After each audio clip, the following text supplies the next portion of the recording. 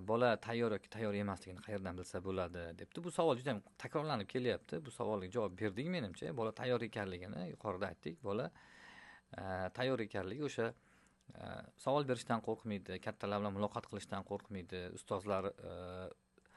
ustozlarni eshita oladi, o'zini sinfdoshlari bilan guruhda, jamoa bilan ishlay oladi.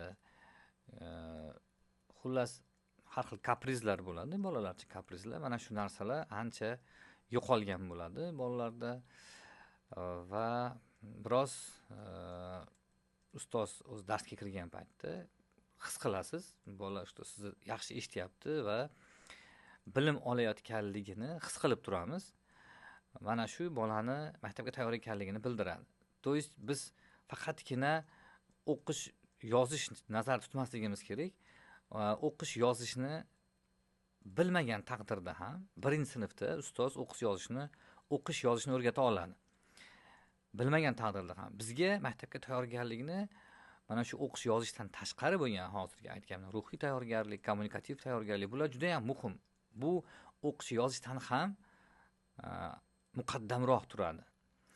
Avvalroq turadi. Ya'ni birinchi navbatda demak bolani jismoniy, ruhiy tayyorgarligi maktabga tayyorgarligini eng kuchliroq talab qilinadigan jihat hisoblanadi. O'qish yozishni bilmasa-chi, o'qish yozishni bilmasa, birinchi sinf ustozi nima ish qiladi birinchi sinfda? Aynan birinchi sinf dasturida bolalarni o'qish yozishga o'rgatish kiritilgan. Lekin maktabga tayyorgarlik davrida bolani o'qish, yozishga tayyorlab qo'ygan bo'lish kerak.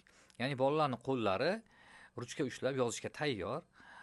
Bola harflarni biladi va ayrim bo'g'inlarni biladi, ayrim so'zlarni biladi, bo'ldi. U yog'ini ustoz o'zi olib ketadi. Demak, biz mana shu darajagacha olib kelsak bo'ldi. Endi ko'pchilik, yana qaytarib aytaman, bolalarni o'qitib, yozdirib qo'yyapti-da, bola tayyor deb maktabga jo'natyapti-da.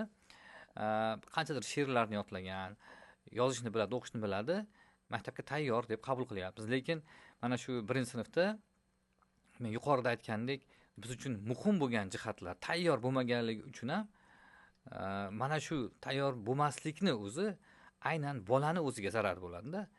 Keyinchalik ustozlar mana shu ko'p vaqt yo'qotishadi.